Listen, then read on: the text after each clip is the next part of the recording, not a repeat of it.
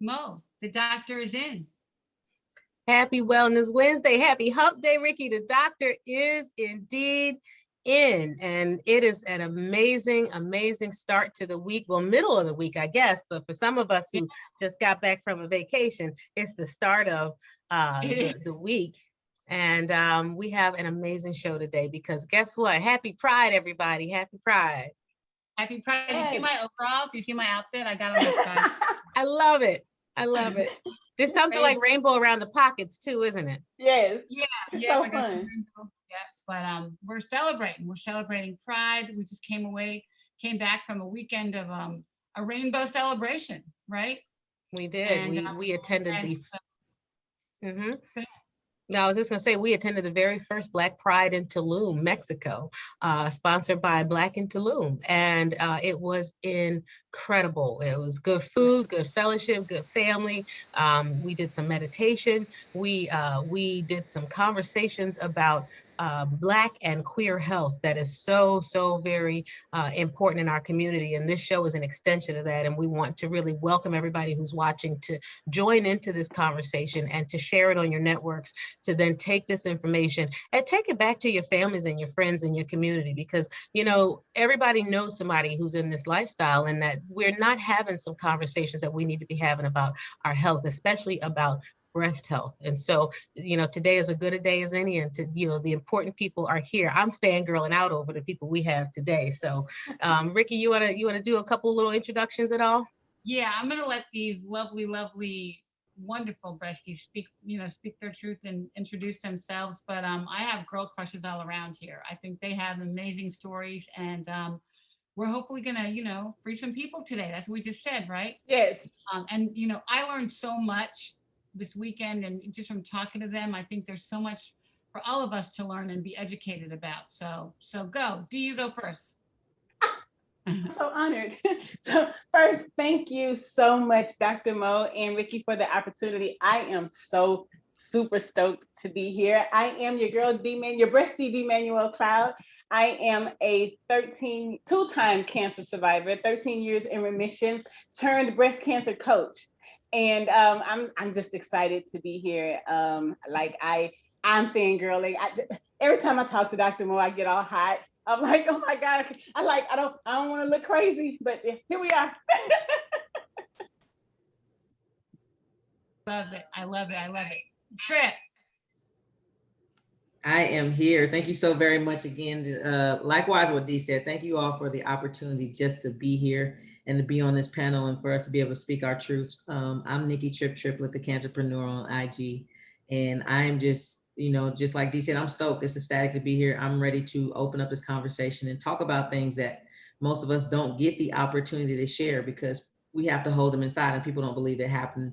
It happened that way. So I'm just here and I'm grateful to be here. And I'm grateful to share this panel with these outstanding individuals here tonight. So thank you for allowing me to be here. Great. And Dawn. My name's Dawn Alana. I actually am still in the process of my journey right now. I will officially be done with all the surgeries July 28th. And then I guess we'll see what happens. But yeah, thank you for having me. I feel like this discussion rarely ever happens, if at all. I don't think that women really, I don't know if it's out of fear, but I feel like we don't really talk about breast cancer until we have it. And that is maybe something that we need to change to help other people know, instead of going through it blindly once you have it, not knowing what your options are and all of those things. But anyways, yes, thanks for having me. I'm a chatter, so we shall move it along. Otherwise, we will be here forever.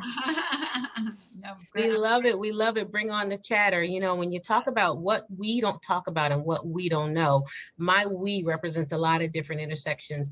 And one of them is among the healthcare community. And, you know, what if I told you that in 2019, a survey was done of 450 oncologists, and less than 40% of those oncologists said that they felt adequately equipped or informed to treat a cancer patient who identifies as LGBTQ, right? Yeah. 2/3 of them thought knowing a patient's gender identity was important, but less than a third thought knowing their sexual orientation was important. And this is something that contributes to the disparity. It contributes to microaggressions and implicit bias that we can see in healthcare, particularly in cancer care, because, you know, as we said right before the chat started, when you add Black plus cancer plus LGBTQ, the numbers go crazy in terms of the mortality, in terms of the morbidity, in terms of late stage diagnosis.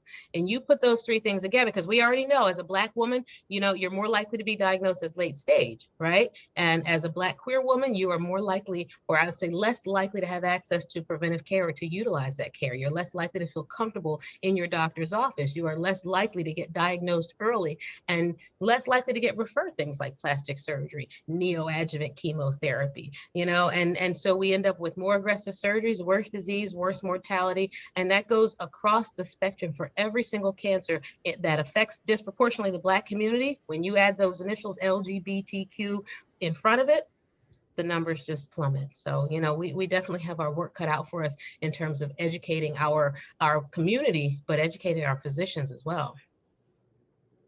Oh, wow. And see why I stand? And Nick, we gotta let Nikki introduce herself. Yes, do it.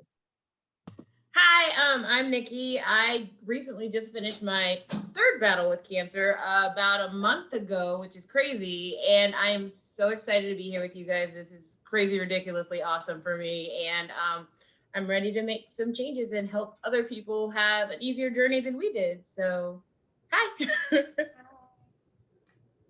And she says she's boring. Wow. Oh my gosh, your energy is just infectious. And so let's start with you first. When and how were you diagnosed? Tell us a little bit about how you discovered you had breast cancer and what happened from there. Give us your story.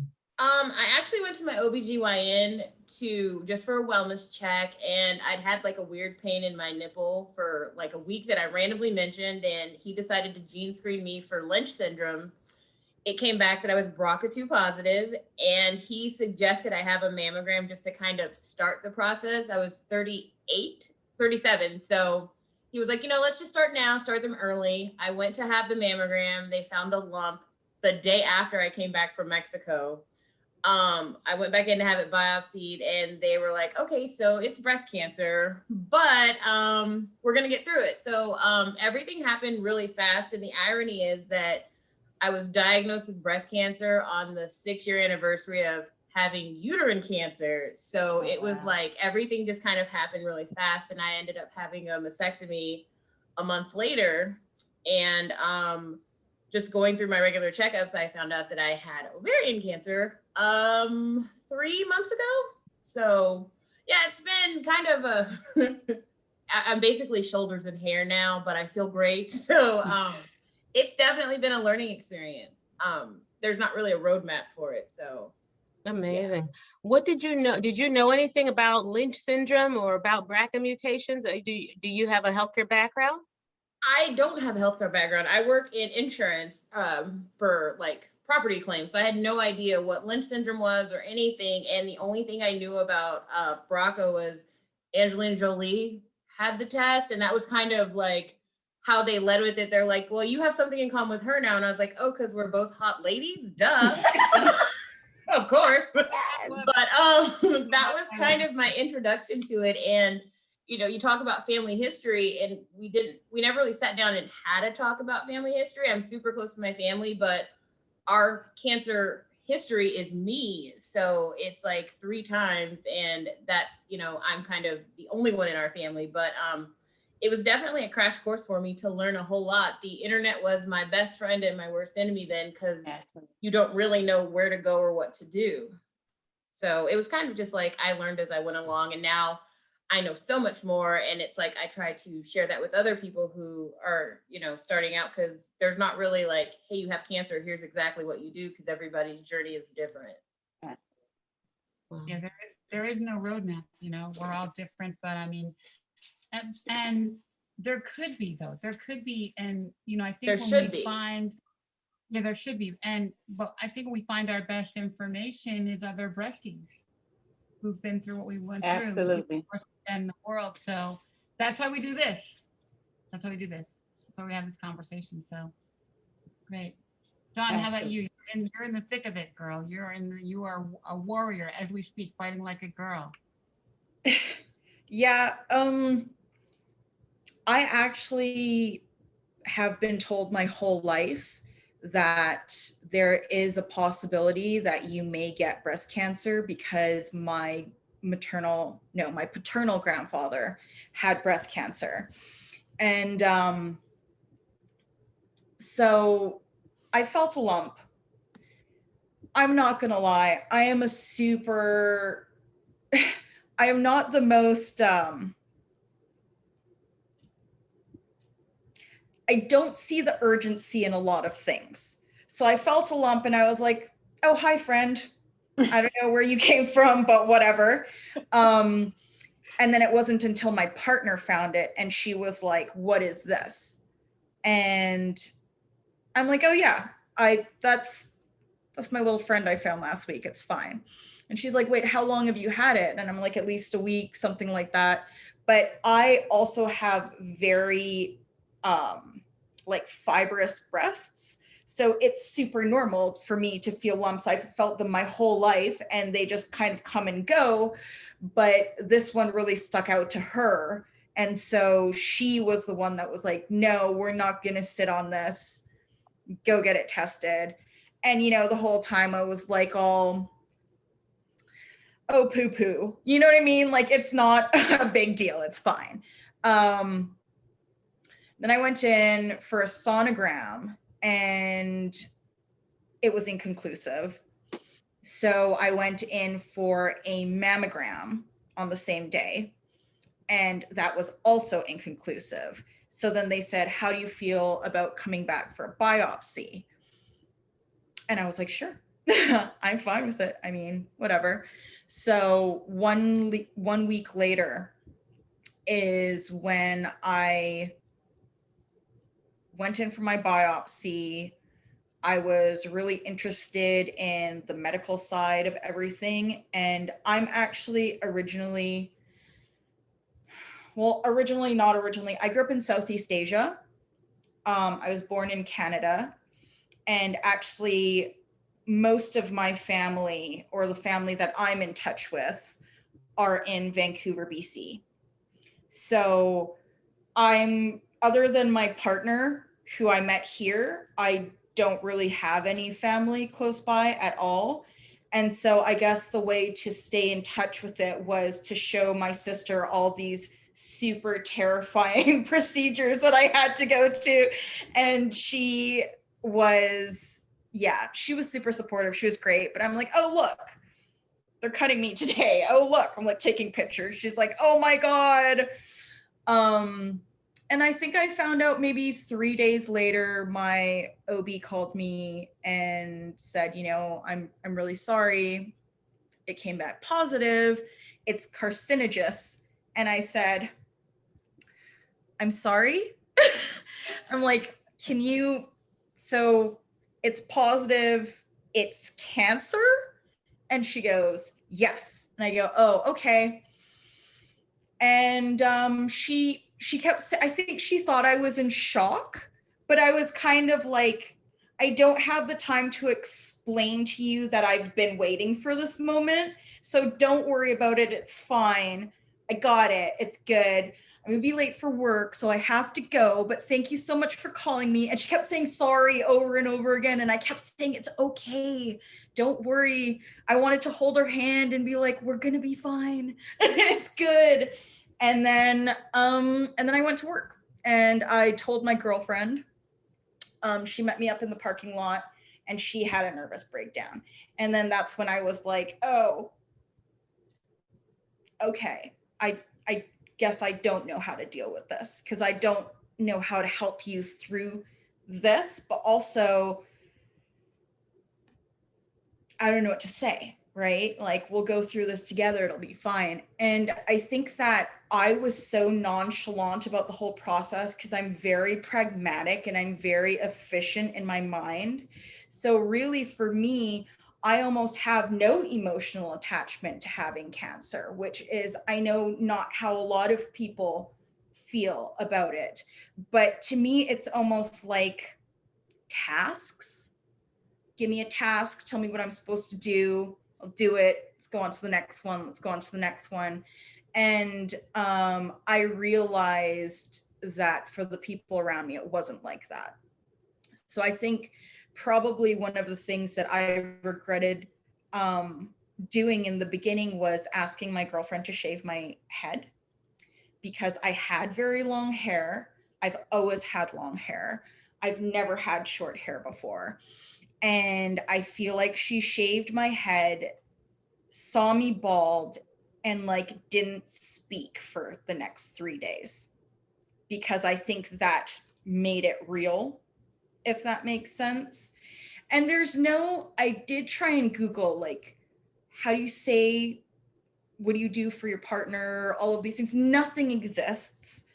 I remember going into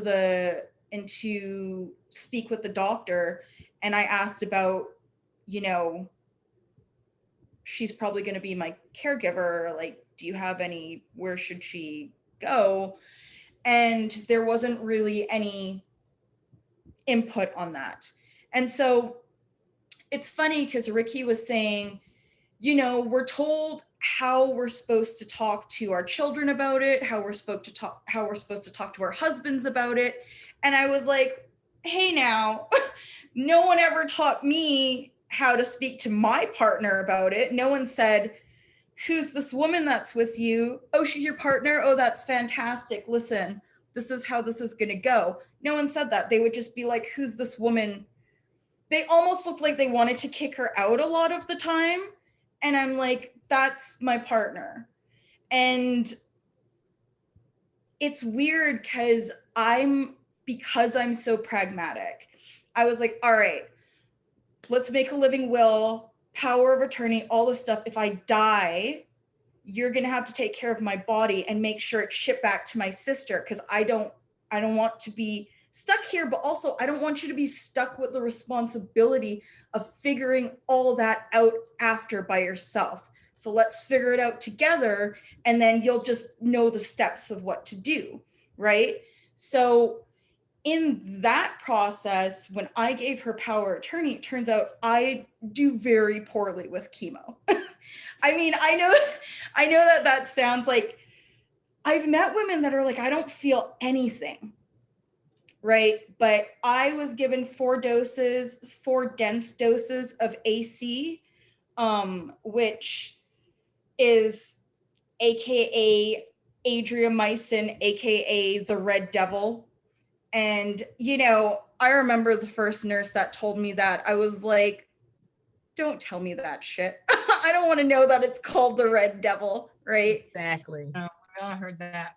Oh God, but I did bad.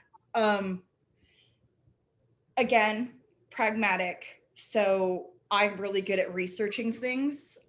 I didn't want to research anything. So I didn't want to get myself in a mindset and prepare myself for things, because I was like, maybe that won't happen.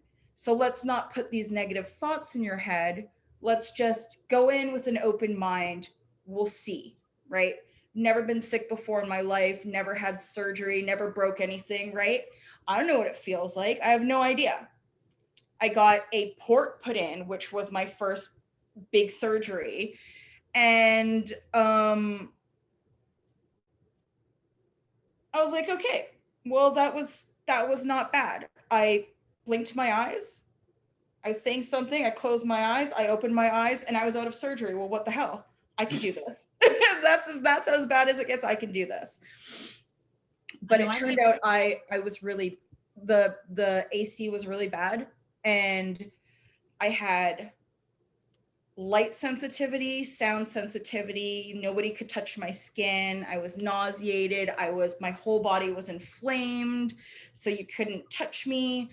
The nausea, of course, out of control, migraines, everything. So I basically sat in my bedroom with the lights off, my eyes closed and earplugs in for 8 days. And then once it went away, I would have, 4 days-ish, and then I'd go back in again. So during this period of time, I had my partner deal with a lot of the medical stuff if she was okay with it, which she was, because she loves organizing and that's just her thing, right? So some of the places wouldn't talk to her. They would say, like, we need to speak to the patient. And I would speak to them and I'm like, she's basically my wife. She has power of attorney. Please just speak to her. This is why she has power of attorney. And they wouldn't do it some of the time, which I found very, like, do you ladies remember when you'd go to a bar and, a guy would hit on you and you would say, listen, I have a girlfriend. And they're like, oh, that's okay. Maybe she'd like to join in. Like, dismissive of your partner because she's not male. That's what it felt like. It felt like you were dismissive of my partner because she's not male. We're both people of color. She's Black. I'm Asian. Is that also something that contributes to it? Probably. I have never had a Black doctor. Sorry? I said, I think Trip had a similar issue with getting your partner's recognition, right? Yeah, I was just gonna say, Dawn, put a pin in that because we're gonna circle back to that issue. Well, no, let's talk about it now while because again, I'm a chatter, it's too much. Trip. I know. So we let Trip share her and Dee share, and then we'll come back around to you. Yep. Okay. Yeah. Okay. So Trip, you had a similar situation with recognizing your partner to rest your family, right? Right. My father and my mom, that's when it became real to them. They knew that I was with this woman. There was no question about it. You could tell we weren't just friends, but they never acknowledged it until the cancer came. And I said, this is going to be my co-survivor. This is going to be the person that's going through this journey with me. I really didn't even have to say it. She just took that charge herself. And that's when it became real for my mom, and she couldn't minimize the relationship anymore. But I would find myself, what's funny, inside of the doctor's office trying to defend my gayness before I was defending my cancer. I was having to explain, just as the same as Dawn said, who this woman was, why she was here with me. No, this isn't my sister. And get on with this because she's going to hear what I'm not going to hear. And she's going to be the one that has to take care of this for me at the times I can't take care of it for myself. So please treat her the same way you treated Susie's boyfriend of 3 months and allowed him to come in the back. There was a lot of times they would ask her to wait in the waiting room. We only let family and friends and, boyfriends or significant others. And I'm saying this is my significant. Wow. So I didn't know if I was defending life at times or defending my sexuality, because that was what was put in the forefront. I feel like normally I don't have a bun in my hair, and I guess in our relationship, I appeared to be the more masculine of the two, and that just came from their perception. But there were a lot of things that were ignored, I feel now, in my care because they had that perception of me. I found my own lump. What people don't understand is because I give off that perception, they think I don't know my body. I was so familiar with my breasts. I enjoyed them. They were friends. And that is how I found my own lump. I was scratching, doing my normal thing that you do right before you get in the shower. And I'm just checking and testing. And there was something different. And I recognize it myself. But I had just 6 months prior to that. One thing, let me rewind. It's one thing being Black and you're having cancer. It's one thing being in the LGBTQ community. I didn't have insurance. So ad broke onto that according to paper. And that is where you really get ignored and your feelings really get rejected and you're lost in the system. So according to them, I was broke. So I'm going to the county And every rotation, I'm having to deal with a different person and having to explain to, you know, what I want to be addressed as, when I've never had to explain what I wanted to be addressed as. Someone asked me at one point, and I'm glad they did, but it was almost, when I say defending my gayness, they were like, well, what pronoun, before you start, what pronouns do you want to identify with? And I was like, what does that have to do with our level of treatment? And I understand that it was to make me feel comfortable, but at the same time, I'm Miss Triplet. I'm Christina Triplet. You don't have to go at any of the pronouns. Let's go with what's on the paper, and let's talk about how we're going to get me from here to the other side of life. And those were some things I think sometimes they weren't focused on enough, and sometimes they were too focused on my sexuality that we didn't get to some of the courses, and I didn't get some of the things that other individuals got. So, you know, it was a constant battle. And like I said, I shouldn't have had to defend my gayness at the time.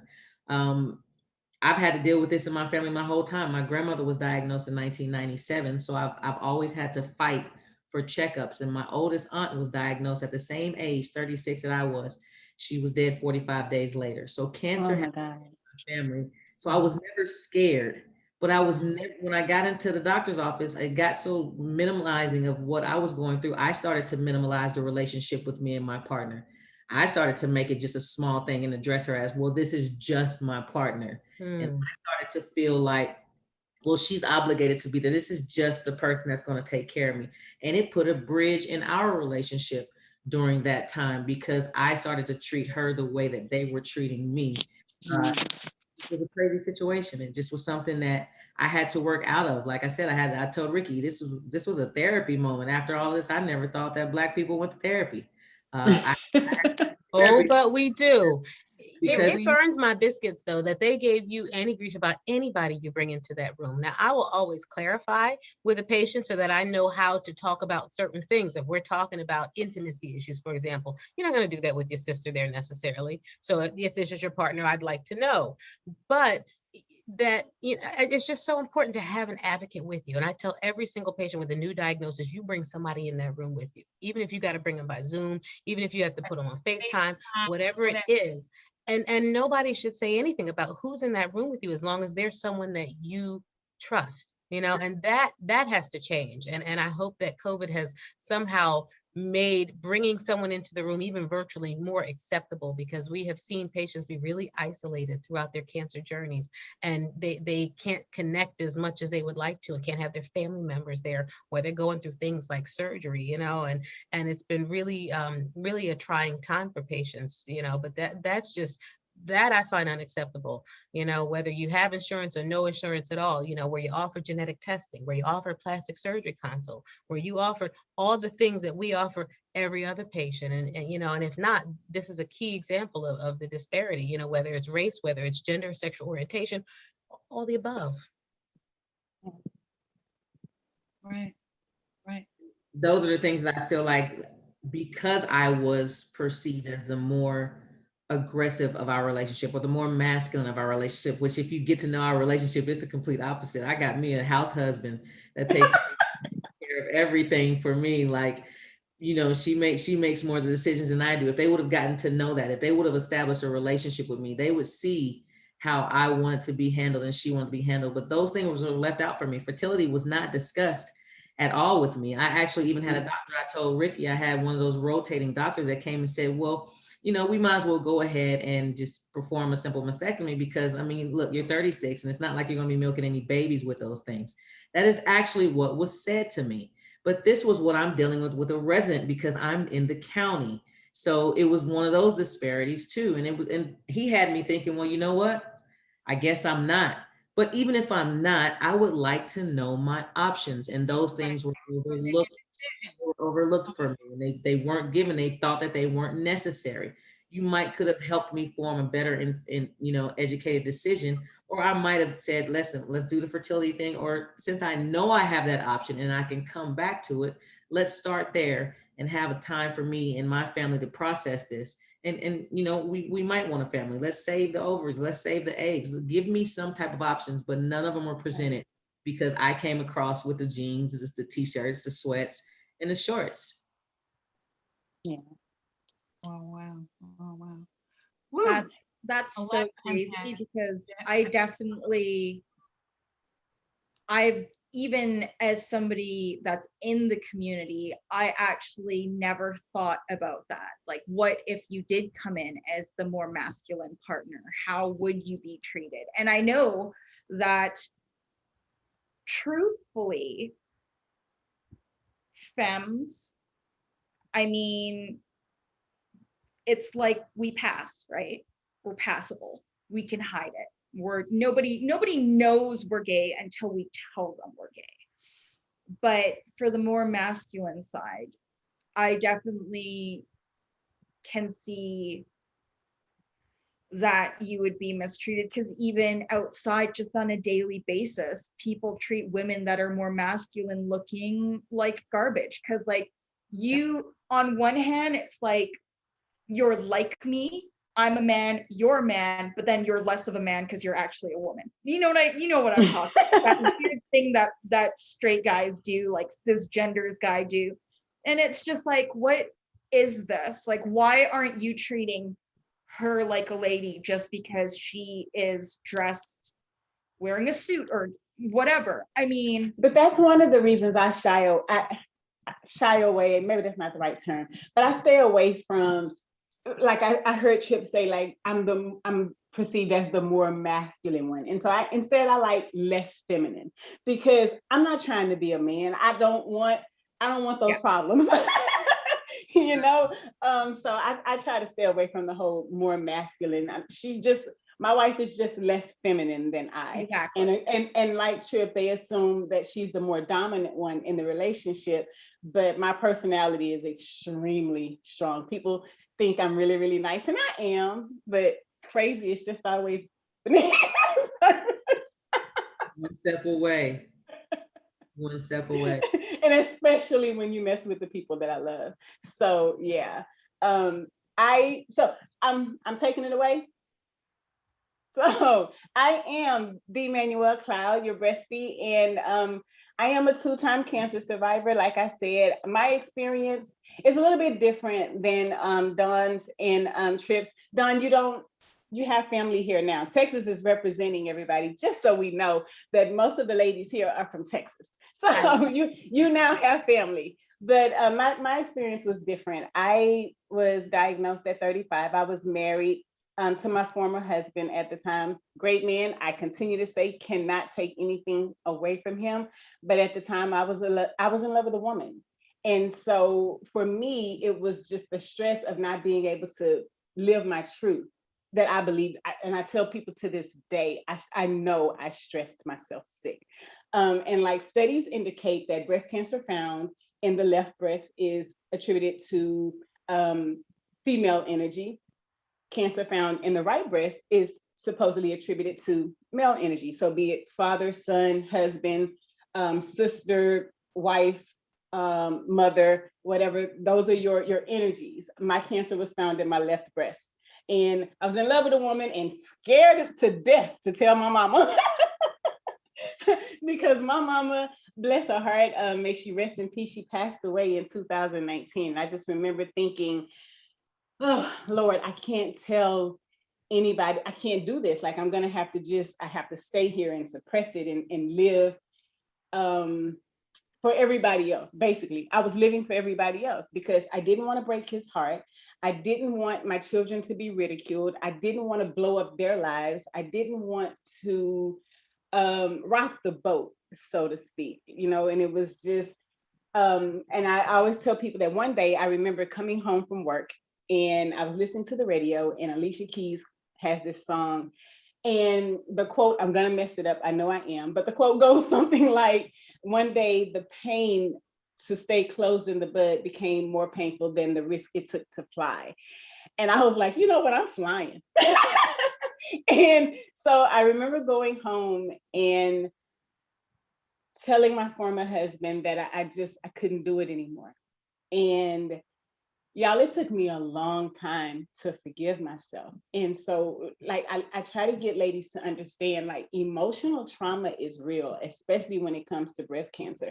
Like, a lot of times we're stressing ourselves sick and we don't realize it. And one of the things that I remember with my doctors and my nurses, it was always like, you just got to stop stressing. You have to stop stressing. You have to stop stressing. But nobody tells you what that looks like, you know? And so it really was on me. And this is now, I'm probably one of the older ones on the panel. So there was no internet. There is no going to Google how to not stress. You know, there was none of that. And I literally just had to figure it out. Like your palms are always balled up. Your tongue is at the roof of your mouth. Your shoulders are up by your ears. And we don't realize with stress, your whole body is tingling and you don't realize you're stressed. And so now, like, stress management, self-care is so extremely important. So, and I'm like Nikki, I tell everybody, I am so glad I got me a wife now. Because they handle everything. I'm like, this is amazing. Recently, I ended up going to the doctor and I took my wife with me.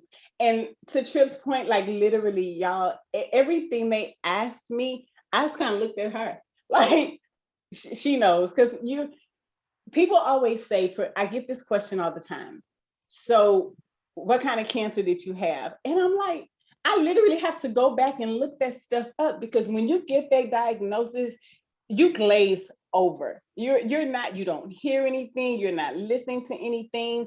And I tried to be superwoman. Do y'all know there was one time I wouldn't let people help me. I tried to pretend that I was like, Dawn said that she was okay. For me, I pretended I was okay because I knew that the way I reacted would affect how the people around me reacted, right? And I know that for a lot of my family, I'm the anchor. It's funny, I'm the last of 7. I tell people, I don't even know how I got in this role. I didn't ask for this job.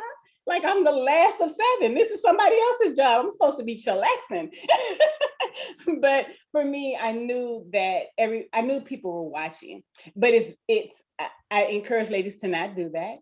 You don't have to be superwoman. Let people help you. They want to help you. They want to feel useful. They want to be there for you. I drove home after receiving the red devil one night on a wing and a prayer by myself. I was so sick after that treatment. And I literally stumbled in the house because I wouldn't allow people to be there for me. And so, you know, we want to change that. We want to have conversations. We want to help ladies manage and know, like, one of the things that I coach on is balance, because when the internet can be your best friend and your worst enemy. When you start looking at things that you shouldn't have, or you shouldn't eat, or it's like, I'm throwing in the towel, I'm going to live in a bubble. Okay. But what I coach on is balance, and not just taking out all of the toxic things, but putting in more of the antioxidants.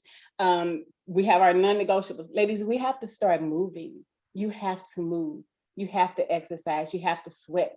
That's how your body gets rid of toxins, you know? And so I know that for me, when it came back the second time, like Tripp, I found my tumor myself. I came back from lunch. I had a pain in my chest. I reached up to grab it and I felt the lump. I wasted no time. I called my doctor immediately. There is something there that shouldn't be there. And found out it was cancer. And I knew it was cancer when I went to go get the biopsy. They were doing the ultrasound and the whole 9, because the nurse started talking to me in soft, cooing tones. Because, you know, I'm the unassuming gay. Like Dawn said, I'm feminine. So I'm the unassuming gay. And I have a story to share about that. I remember once I was at work and I worked in legal, and I went to the attorney that I was working for to ask her if she wanted to, I'm going down to get something for lunch. Would you ladies like anything? She was with a client. And they said, well, where are you going? And I said, oh, I'm going to go to Chick-fil-A. And so the client said, oh, I just love Chick-fil-A. I love how they stand by their principles and they're not persuaded by the public and this and that and the third. And I said, oh, I get it. Me too. I love Chick-fil-A also. My wife and I don't concern ourselves with their politics though. And so it's beat red, like, know your audience. And ultimately, at the end of the day, just treat everybody with kindness. I don't know why that's so hard for people. Yeah, I don't know either. It is. I want to ask a question because we touched on a few things. Dawn, you started it, and I think it picked up with Trip, and then it carried over into D. How do you know when you are stressed? How do you know when your body is feeling stressed? Because we talked a lot this past weekend about that, and I think that, you know, when we say we know our bodies, give me some signs for when you know your cup is getting full. Like I said, for me, I know my whole body starts tingling now. Like it just tingles. It feels like I have ants all over me. And a lot of times, especially for women, we are so, the majority, it's check things off the box. I got to complete a task. I have to complete this task. I have to go to the next task. And like what I was sharing before we came on yesterday, I had a moment like that. I was so stressed out. It seemed like everything caught on fire all of a sudden. And so it was like, okay. And a few weeks ago, I had a really bad anxiety attack. I had worked an 18-hour day. I hadn't eaten. I really hadn't had any water. And I got ready for bed, and I literally thought I was dying. I thought I called, and I'm not real big on paramedics and stuff like that, because I don't want the attention. And I laid there, and I remember thinking, okay, should I say something? Because like I feel really weird. And so finally I go, baby. And she said, yeah. And I said, I'm scared. And she said, well, what are you scared of? And I said, I feel like I'm about to like stroke out. I felt like I was about to stroke out. And so she turned the light on, and she was like, no, you're fine. You're speaking to me clearly. Your speech is not slurred. Your face is not drooping. You can move your arms. You're fine. It's probably just a panic attack. And when she said that, like, it seemed like it spiked. And I burst out in tears because I literally thought I was dying. And so she helped me breathe through it. And I remember I fell asleep. And when I woke up, my wife was near my bed because my phone had fallen, and she picked it up and she kept saying, I'm glad you slept last night. And I was like, last night, I literally felt like I had only been asleep about 10 minutes. And so I made an appointment, and that's when we went to the doctor. And I couldn't think. Everything they asked me, I'm like, can you just, she knows. And so it got to the point where the doctor just stopped talking to me altogether. She just started talking to my wife. Has this been here all the time? Does she know about this? And so, yeah, for me, my whole body tingles. But yesterday, I decided, my wife was like, get up. We're not having another round like we had last time. Shut the computer off. You're done for today. And I was sharing with you ladies that the task I was working on, I was so stressed, I couldn't figure it out. Like, I was making it so much harder than it had to be because I was stressed. This morning, I got back to my computer, logged on to work, and completed the task in 5 minutes. Like, sometimes, ladies, you really just have to give yourself a break. You just need a minute. You just need a minute sometimes, right? Trip, how do you know when you're stressed out and when your cup is getting full? When I can't sleep. I already have problems sleeping because, of course, they put me in the menopause and I'm sweating at night, and I some nights I'm sweating like a prostitute in church. It gets bad. But when I can't sleep in I know that feeling. That speaks to me. Yeah. When I can't stop my mind. Which one? Wait, no, don't answer that. Which one? Right.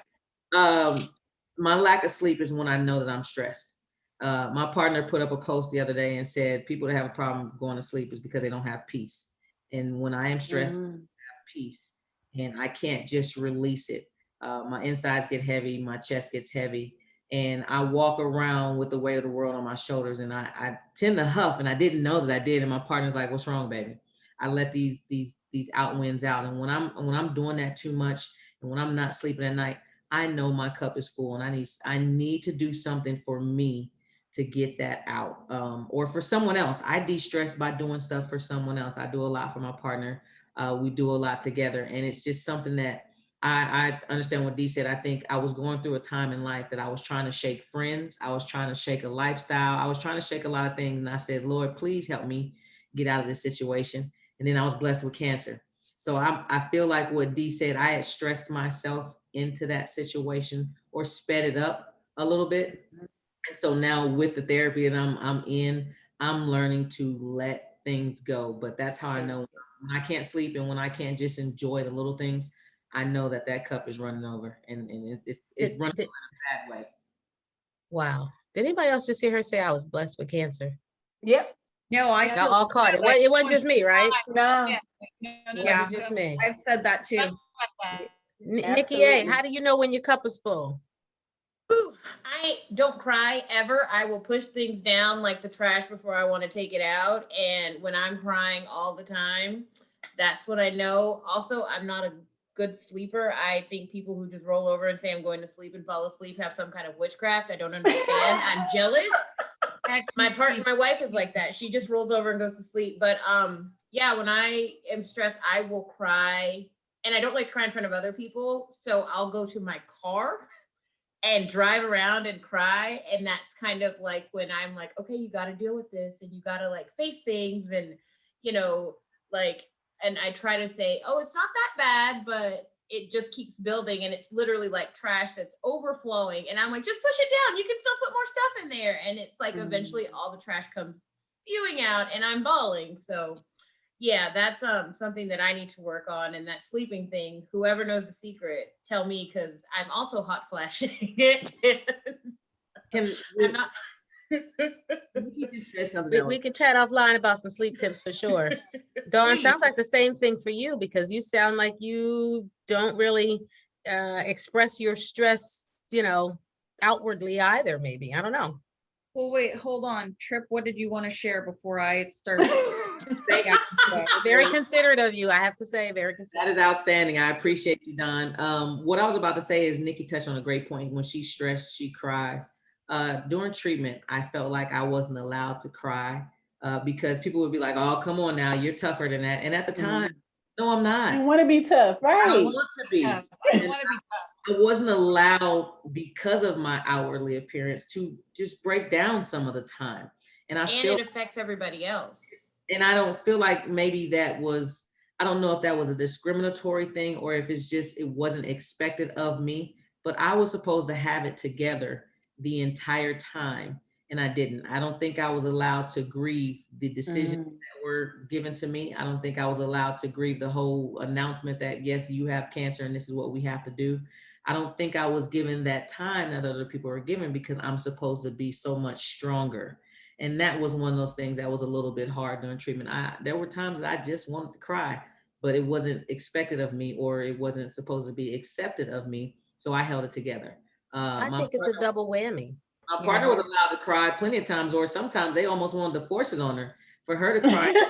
Isn't that something? But she's supposed to be crying for you, Trip. Well, that debunks that, because I was getting ready to say, I think it has a lot to do with that strong Black woman trope. Like even in our message boards, in our group chats, in our conversations, we talk a lot about, I don't want to cry in front of my child. I don't want to cry. I don't want to cry. I don't want to cry. I can't show my weakness. But, you know, vulnerability and being able to process and express that vulnerability really is strength at its core, you know, because the heart of it is that in order for you to heal and to stay whole, that stuff, that toxicity, that energy has to go somewhere. Energy is neither created nor destroyed. It transfers. It's got to get out of you, and it has to go somewhere. We have to express those parts of us. But I think we are taught from a very young age, you know, one, don't cry before I give you something to cry about. Two, you have to be strong. Your mother was strong. Your grandmother was strong. We're a strong people who have survived all these things to get here to this country, to be these things, to have these privileges. And there's no room. There's no crying in baseball.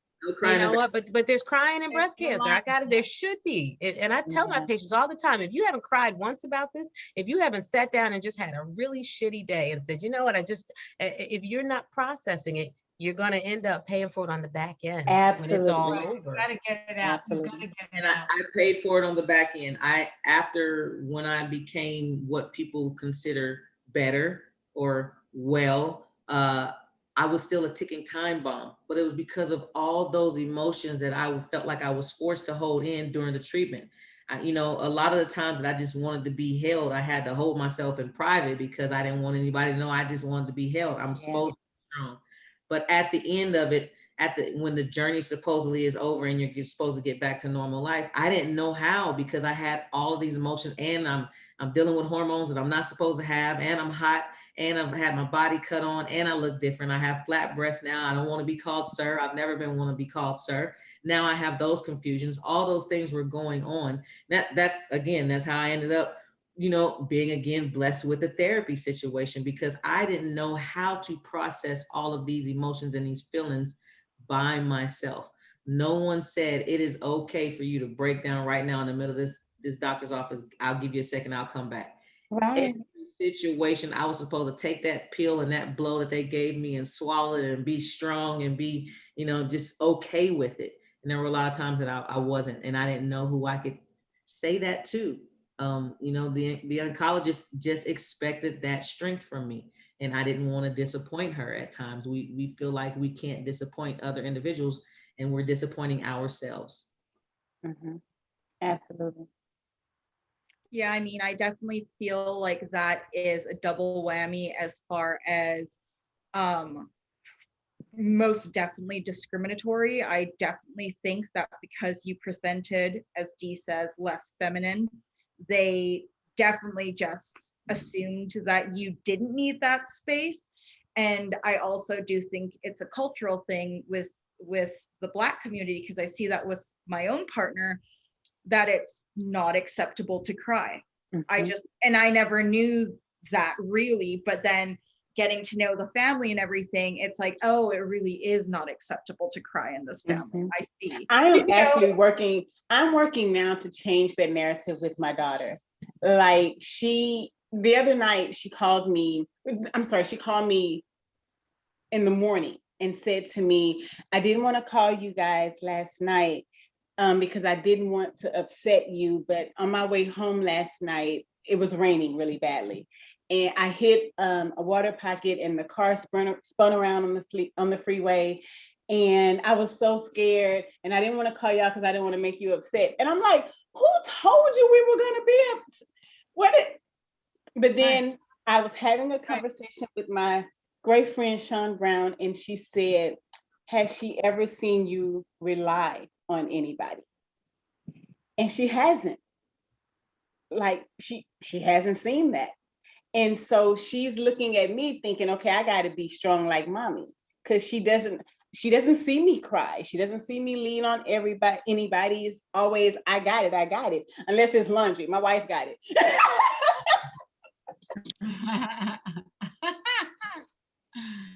Oh man, that is really, really rich, because I think that it's something that we need to explore in the context of our health, because I've heard each and every one of you talk about stress and how stress has impacted either your treatment and how you responded to your treatment, or the very cancer onset. And there's some research that we need to do as a community about that for sure.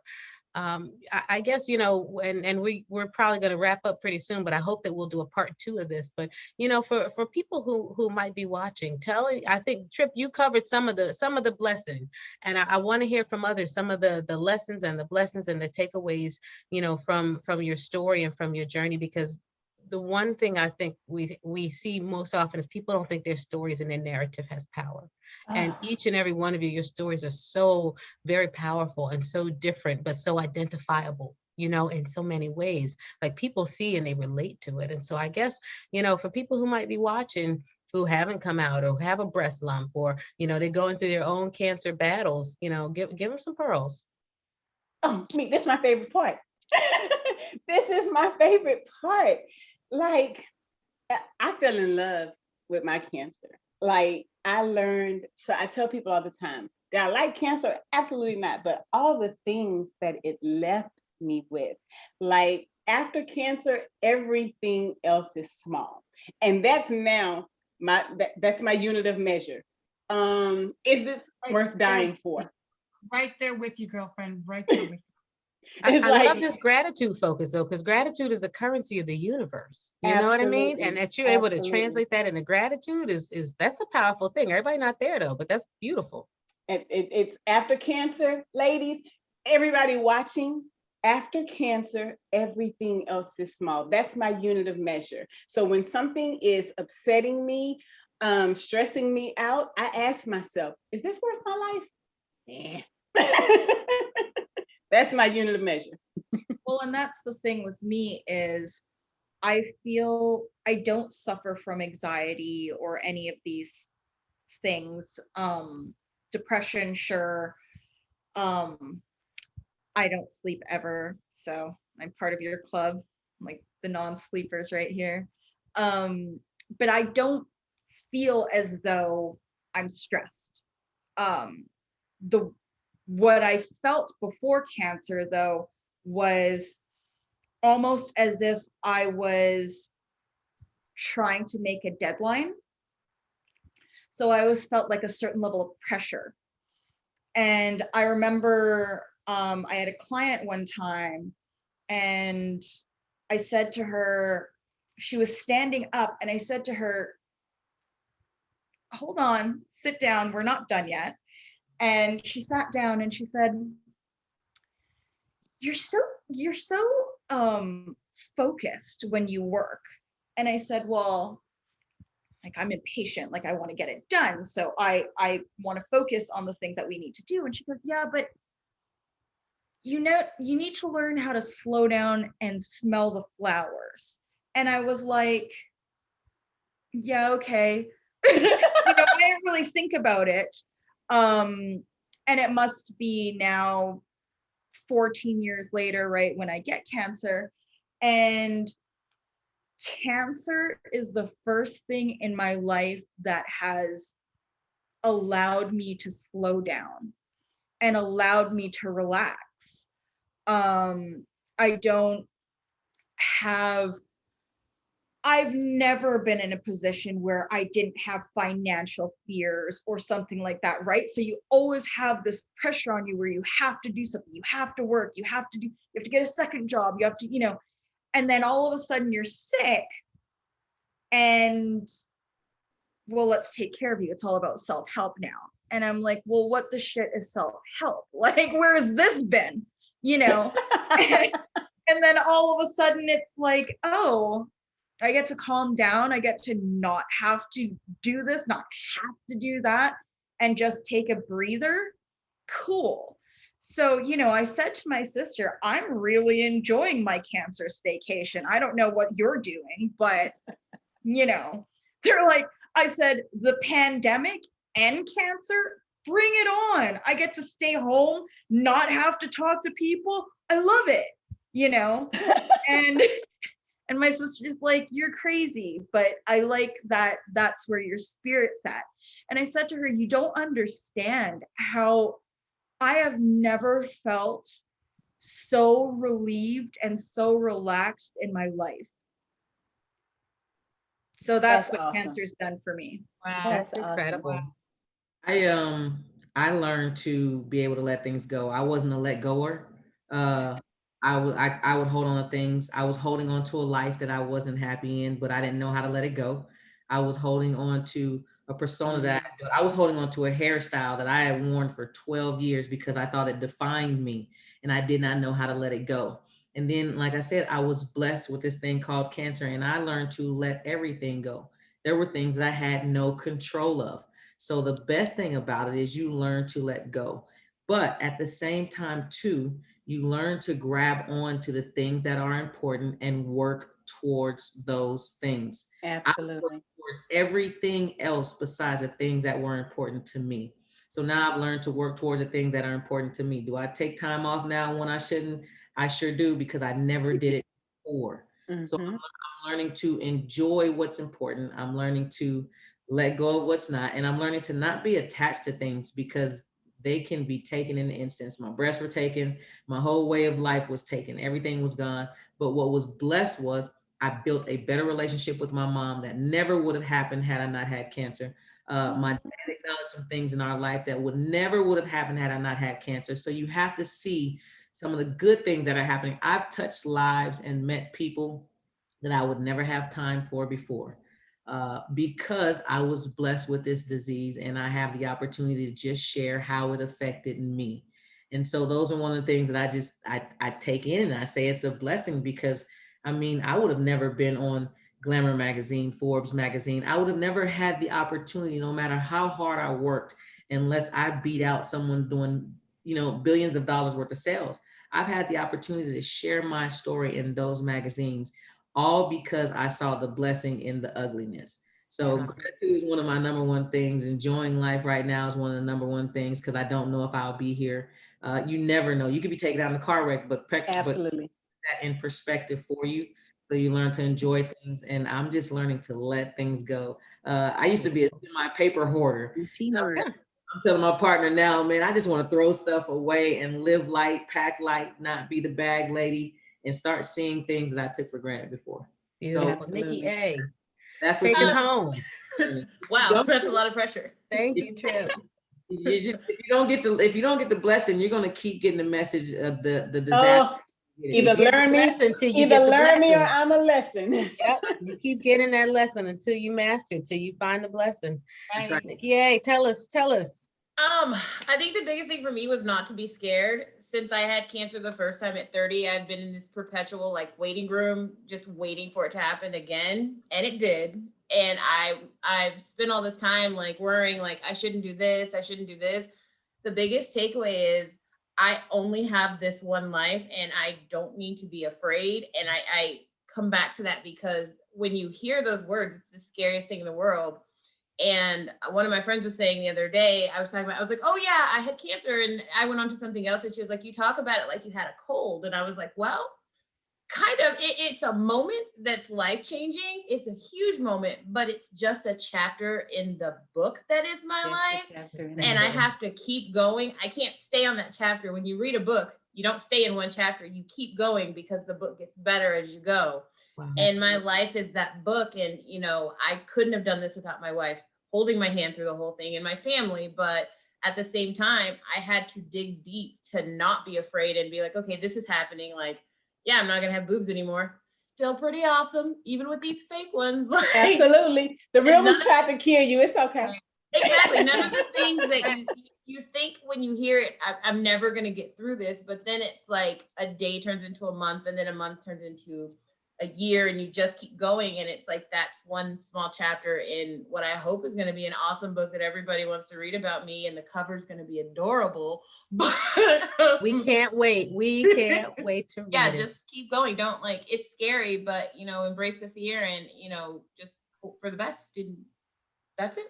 Live your life. Wow. Live your life. I'm so inspired by all of you guys. This has been. Oh, wow. This is crazy for me. This is awesome. Thank you guys so much for letting me do this. Can we do a part 2? Can we do this again? Please. Yes. We need a part 2. We can do it on one stipulation that we won't wait for Pride to open up this conversation. We have part 2 whenever we have the feeling to have the part 2. Right. Because we live amongst each other, and we need to know how to deal with one another. The same as you said, we have to educate our physicians. I had to stretch my oncologist. There were some things that she expected of me, so in return, there were some things I expected of her. That's right. It was a mutual decision, a mutual relationship, and we respected each other that way. But we, as the LGBTQ community, we have to expect some things. There's nothing wrong with us having expectations. And there's no way we're going to get them if we don't communicate them to our care team. You come in with your expectations because they're going to come in with theirs. And so I expect us to have a part 2, but I don't expect us to wait till Pride for this to be an acceptable conversation. So can we make that deal? Can we do it? Deal. So, Pride is just I have a house full of dogs. Pride Month is like Black History Month. It's 365, so we need to address it all the time and talk about it. You guys are imparting such amazing wisdom, and we got to do a part 2 and a part 3 and a part 50. So we have to absolutely, bring on more patients, more advocates, bring on partners so we can talk about that aspect of things, bring on some more clinicians so that we can expand and open some minds, so I think there's a lot more that we can touch on, because some of you all found a therapist, some of you guys have preventive care, some of you guys, there's so much more that we can tap into here, and there's a really rich conversation that we need to have around even those things in our community, because the statistics are kind of astounding about how we utilize things like preventive care and breast exams and going routinely to gynecologists and all those sorts of things. And I think that we've got a lot of really good and important and powerful work to do. So we're going to ask you to put your contact information, however you would like to be followed on social media, put it in the chat so that we can put it on the blackdoctor.org website, and so that it'll be linked in, forever to this broadcast. And if people want to follow you and they want to reach out to you, ask questions, invite you for other media opportunities, they'll be able to do so there. So any contact information that you would like to provide, we want to share it. We want to thank our sponsors and Touch. Ricky, thank you for embracing this, because this is a drum I've been beating for a long time. And, not every organization has been really open to investing in our care the way that we need to. And I'm so proud to be a part and a medical director at Touch, the Black Breast Cancer Alliance, because we're going to make some changes, and so I invite you guys on that journey. Ricky, one last thing before we go. Something. For any women that are watching this that are going through their own cancer journey and do need therapy, just so you know, there are foundations out there that will pay for your therapy for you. The Healthwell Foundation is one that I can think off the top of my head. They give $2,000 worth of therapy. So, they are not going to give the money directly to you. They will, though, reimburse everything and or pay directly to your therapist. So that's, it's hard. It's America. It's life. It's medical, right? Absolutely. Cancer support community as well. Living Beyond Breast Cancer will connect you. And there's so many online virtual resources now where you don't have to leave your house thanks to COVID, and you can access a therapist right at your fingertips, even in the middle of the night at 2 a.m. If you need a therapist, you can find one right through your phone. And so we encourage people to reach out to, to each other, to their therapists, to breasties, to our online communities for sure. That's wonderful. To us, we'll help you find the resources if you just, and if you just don't know where to start, and as Ricky texts me all the time with somebody who's kind of trying to figure out, where do I go with this thing? And they're not really sure. And so, you got people, you got family, you got community, and that's 365. Yes. We are each other's harvest, right? We are. We are each other's magnitude and bond. That's Gwendolyn Brooks. So. Yes, we do. And we need to even have this conversation, and we'll have more of it in a couple of weeks with bringing younger women into the conversation who aren't aware of breast cancer and need to know before they get to where we are, where your experience is. And so we have a lot of work to do in that vein as well, because they need some support. So I want part 2 with the partners. I want part 2 with the partners. Now that one is going to be something to watch, and that is going to be something that I would love to hear, because it's going to be something that's going to change my perspective on how I treated my partner anyway, to see the things that she did for me and did alongside of me. So we'll get to hear from their perspective, and it will be something that we all will need to know how to treat them better. And I'm just excited to hear the stories. I would love to hear someone that looks like me, hear what they had to go through, see if their story was similar to mine, but on the caring side. So that would be, Dr. Mo, I'm gonna be waiting on that one. That one's gonna be great. All right, I'm gonna hit you guys up probably next month for it. So, November is Caregivers Month. So we will do an episode in November for partners. So get ready. Tell me what you want to bring on, and let's plan it for Caregivers Month. Okay? Yay! Awesome. Let's plan that show. Let's plan it. Okay. Yeah. Well, guys, we hope this has been relatable and reliable and real. It is what we set out to do every single Wednesday night here on blackdoctor.org. And we're so thankful for the platform to do it, because we are the ones we've been waiting for. And I have been waiting for a long time to get to see your faces and hear your stories and just be inspired. So thank you for joining us today. And we'll see you next Wednesday night at 6 p.m. The doctor is in.